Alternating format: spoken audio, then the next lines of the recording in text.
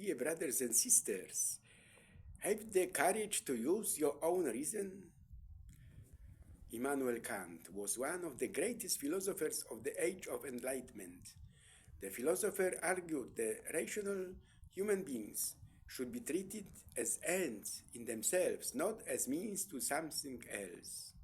Immanuel questioned reality, arguing that we only believe in things we know for sure exist. However, he assumed that in reality there are many things that exist but remain unknown to us. Then they would have to be revealed, definitely demonstrated.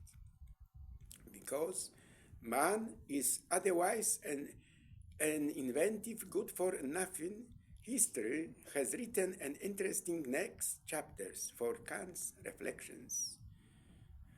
The Prussian king Frederick William IV commissioned the eminent engineer Georg Jakob Stinke to complete monumental project.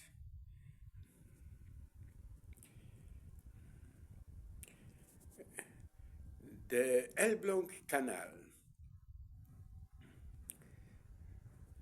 The challenge was enormous to overcome a 99 meters difference in elevation in a relatively short distance. Stinke created something extraordinary, a system of dry slipways with rail-mounted carts where ships literally float on the grass.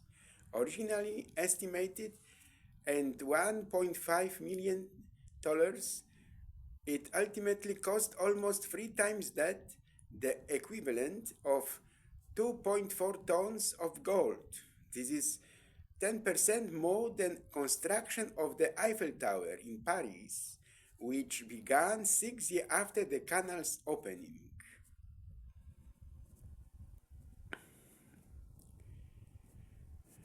Beloved, there are two things that fill the soul with admiration and reverence: the starry heavens above me and the moral law within me.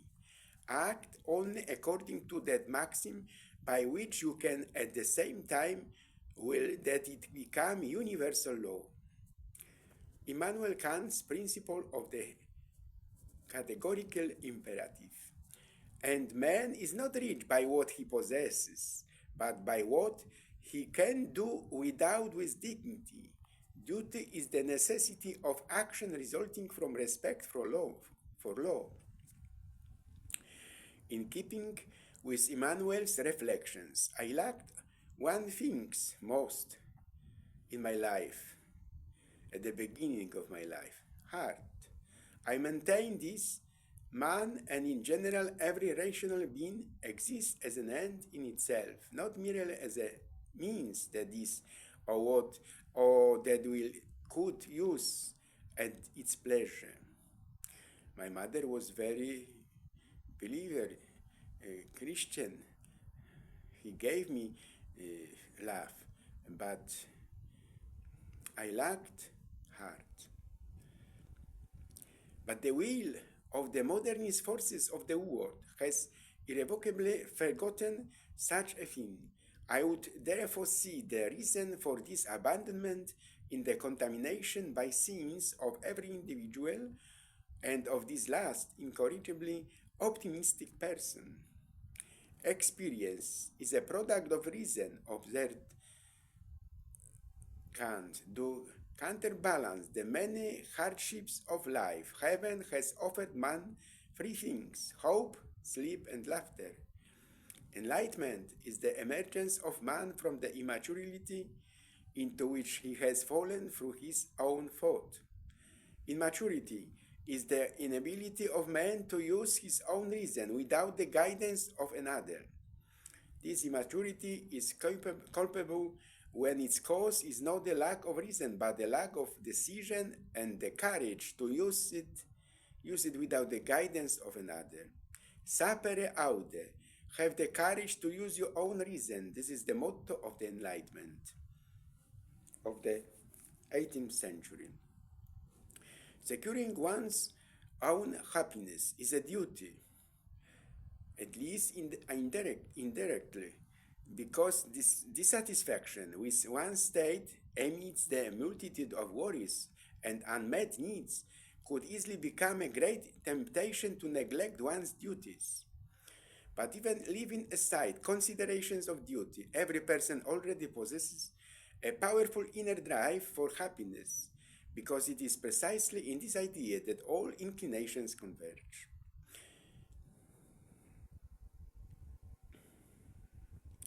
In summary, let us note once again that Immanuel Kant proclaimed the knowledge of the world is limited by the structures of our reason, which impose categories on experience.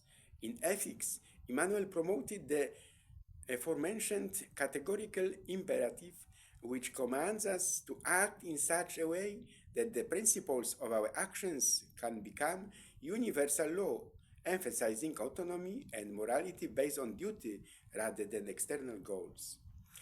He defined categorical imperatives as commands of moral laws that all people must obey regardless of their desires or extenuating circumstances. Kant developed a philosophy that revolutionized the thought of the era, combining rationalism with empiricism and exploring the limits of human knowledge. Philosophers believed in God, but not as a being reflecting traditional religious dogmas, but rather as a being that reflects the principles of human nature, but as a necessary postulate of reason, which is the foundation of morality.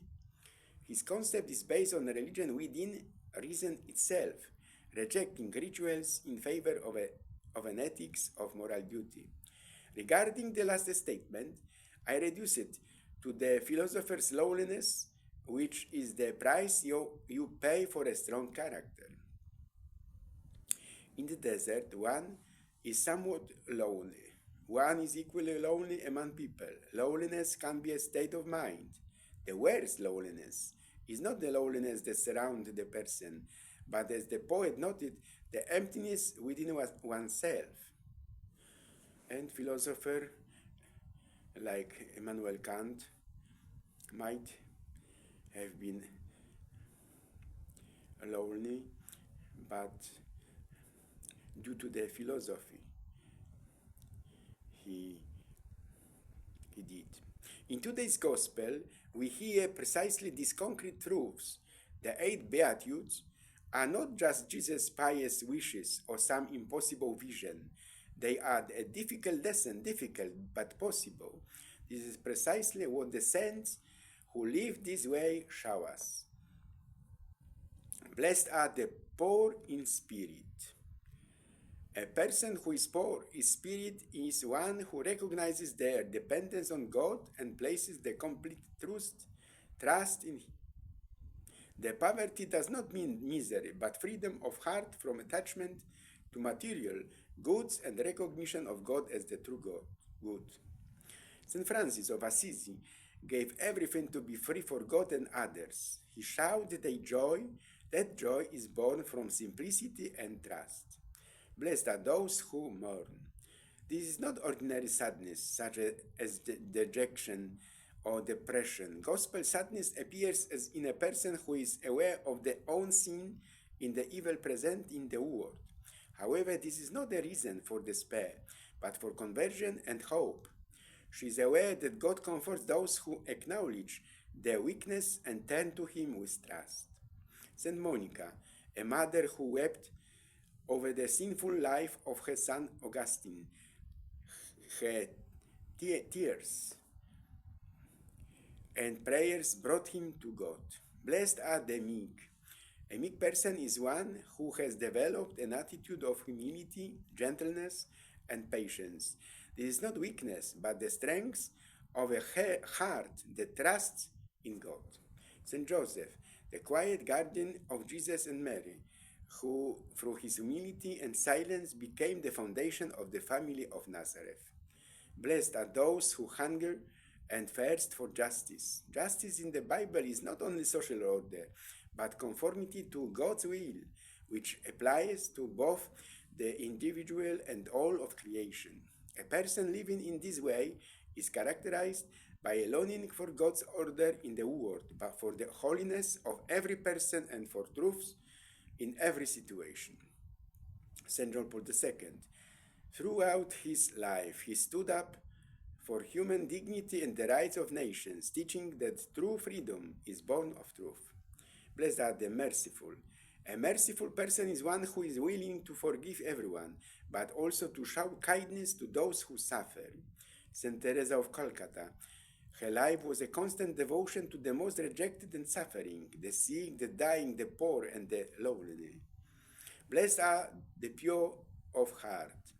A pure heart is not only a freedom from sin, it is an undivided heart directed towards God, at all times sincere towards Him, free from falsehood, lust, and selfishness. Saint Teresa of Lisieux. Her spiritual path, called the Little Way, consisted of doing everything for Jesus, with a heart free from selfishness and full of love. Blessed are those who make peace. Biblical peace is not just the absence of war, but the fullness of life in harmony with God and others. A peacemaker is one who reconciles, builds bridges, and forgives. St. John 23, the Pope of Peace, who taught dialogue in times of global division. His encyclical Pacem in Terris reminded us that peace begins with respect and brotherhood among people. Blessed are those who suffer persecution for justice' sake. Persecution befalls those who faithfully persevere in the gospel. Those who understand and accept this are aware that the suffering is not a defeat, but a participation in Christ's victory. St. Maximilian Kolbe. He gave his life for a fellow prisoner in Auschwitz camp and showed that love is stronger than death and hatred. Saint shows how to shine the light of God in everyday life. If we want to become saint, we must put Jesus' teaching into practice. But will we have enough courage to follow in the footsteps and allow Jesus to shine through us in the same way? Christian, recognize your dignity. It is a time to remind all of Christianity that rituals should not be identified with moral duty only. Today, it is worth using our heads and moving our brothers with the statement, "You are an extraordinary person who has so much to offer. Don't forget that there are people who appreciate and value you, even if you don't always feel that way. I understand that loneliness can be overwhelming, but remember that you are loved and respected." It is quite different to make a person happy than to make them good. Many people are unhappy because they cannot think abstractly. Moreover, they dwell on spectacular ceremonies and rituals that can actually overwhelm others. Given this situation, I would say that at the dawn of my life, I had something of the genius who arrived at ideas more quickly than partial concepts. At this point, I ask myself, are you more of a starry night dreamer or a sunflower optimist? There is no doubt that all our knowledge begins with experience. Thanks to his comprehensive and systematic works in epistemology, metaphysics, ethics, and aesthetics, Kant became one of the most influential figures in modern Western philosophy. In his doctrine of transcendental idealism, Kant argued that space and time are merely a form of intuition, that structure all experience, and therefore, although things in themselves exist and contribute to experience, they are nonetheless distinct from the object of experience. It follows that objects of experience are merely appearances, and the nature of things as they are in themselves is unknowable to us. Seeking to counter the skepticism he found in writing of the other philosopher, he wrote in Philosophical Solitude, the Critique of Pure Reason, one of the most famous works. Cyprian Kamil Norwid, Polish poet, prayed, farewell if ever fondest prayer, farewell, oh, if constant prayers could procure and a change in the fates of others, then perhaps my perdition will escape wandering in your name through the heavens. Beyond lamentations, beyond sighs, there is blood that reddens the eye of crime in the dying moment, but even that perishes at the word farewell in the hour of parting. My spirit cannot master compassion, no does it deign do, and let my heart burst with despair. I only know this, that love is vain here. I only said goodbye and goodbye to a traveling one. And Stanisław Wyspiański, another poet, noted, let no one weep over my grave, and so on. I am not a dreamer, beloved. I am not rich, but when I gaze at the modern structure rising in the Noteć forest, Poland, I am enchanted by the fortress of the water, and in the face of the fleetiness of time, the castle in Stobnica seems otherworldly. The investor is a company owned by Paweł Nowak, a graduate of the Poznań Medical Academy, worked at the ophthalmology clinic and later became a partner and board member of the renowned Poznań-based clothing company Solar. Both the scale and location of the investment raised doubts. The owner of the modern castle in Stobnica is controlled by Paweł Nowak's sons, Dimit and Timoteusz. Paweł Nowak, a blogger and influencer known for his Instagram profile, graduated in sociology from the Bogdaniański University in Krakow and in journalism from the University of Warsaw. Stobnica Castle, modern structure located in the Noteć forest in Poland, west of Poland. Despite its medieval inspired design, it is a contemporary structure with construction beginning in 2015. The castle was built on an artificial island in the middle of a lake. The project is intended to serve a residential and recreational functions, and an educational trail has been available to visitors since 2023. 15 stories, 70-meter tower. The castle was designed by architect Waldemar Szeszua, and the investor is the Poznań-based company DGT. The building is larger than the Teutonic Castle in Malbork. What more needs to be said in our current reality? Here I will quote the poem Sorrow by Father Jan Twardowski. Sorrow that you laughed too little, that you thought about yourself, that you didn't have time, that it was too late, even if you were running around now. A separate heart was rustling in the hallway, carried it, searching on the phone. I listened, wider than words, even if we were humbled, pushing a stupid face, like a lion at gunpoint, even if you wanted to warn that the weather was unstable because the rainbow was too red and the salt had become damp, even if you wanted to hell to blow your own mouth on the broth was too salty, everything was too little afterward, even if you cried naked, uncertain tears. And Jonasz Kofta, Polish artist, wrote about his exhaustion. I feel faith is withering in me. The instinct of humanity is infallible. So many words unnecessary at once. Anger and fear, powerless clamor. I want to escape. I know it sounds naive. I want to escape even to the desert. Are you tired? Yes. This will pass. Will someone stop the mills of words before they grind the last truth into dust? Babel and crime, king, queen, they will share power over us. We will reconcile us, the unreconciled, the sun when it doesn't rise for the first time. Are you tired? Yes, this will pass. There is no time left. There is nothing left. Thought dies, deafened by the noise. Stupidity fattens itself with words. Saphis mane tekel fares. Is the world a boat for the mad, shipwrecked, who despise rescue? Are you tired? Yes, very much. Here the poem ends. My dearest, it is the mystery of the Holy Trinity that provides the answer to our search for happiness and the meaning of heaven.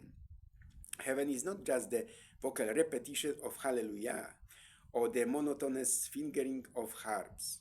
Heaven is a place where we find the fullness of all the wonderful things we enjoy on this earth. Heaven is a place where in its fullness we find that which quenches the thirst of hearts, satisfies the hunger of starving minds, and brings solace to unrequited love. Heaven is communion with perfect life, perfect truth, and perfect love. Sensitive people are like treasurers. They love deeply, think deeply, and value simple things. The purity makes them loyal, honest, and truthful, and they should not change. Halina Poświatowska, a great poet and native of Częstochowa city, like me, conjugated. I will pass you by, you will pass by, he will pass by, we pass by. The water washed the leaves in the elde over the water. The red elde frozen, wet, I pass by, you pass by, and always so lonely, you passed by, I passed by. We are gone, and that noise above is the wind. It will continue to blow like this forever over us, over the water, over the earth. Quote end. Modern man is becoming aware. See the poem Consciousness by Thomas Tsiborowski. When I see our two shadows on a walk, I realize how much I value you. When embracing, I hear you breathing. I declare there is no greater comfort for me. When you first come to me in despair, you only confirm how much you mean to me.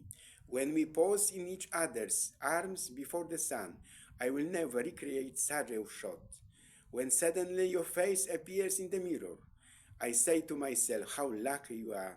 When at night I place my hand on your body, I sigh that such happiness has befallen me. Kissing your hand, fully adorned, I feel that I can no longer be myself. And finally, listen to Tadeusz Różewicz, Unknown Letter. But Jesus stooped and wrote with his finger on the ground, then stopped again and wrote in the sand. Mother, they are so ignorant and simple that I have to show miracles. I do such ridiculous and unnecessary things, but you understand and you will forgive my son.